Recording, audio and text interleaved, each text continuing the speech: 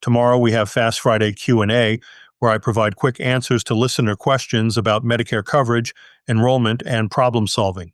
You'll get direct answers to common Medicare questions in rapid-fire format, covering more topics in less time.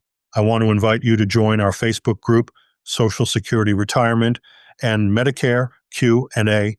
Our community members share their own tips and tricks for maximizing Medicare benefits. Search for Social Security Retirement and Medicare Q&A on Facebook and request to join today. It's free and connects you with thousands sharing practical Medicare advice. Remember, these tips work because they're based on real-world experience. Small improvements in handling Medicare create big improvements in costs and experiences. The key is implementing strategies consistently.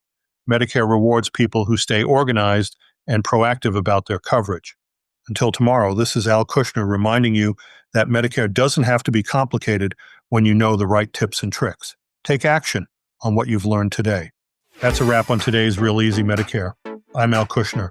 If this episode just saved you from a costly mistake, do me a favor, subscribe and share it with someone who needs it.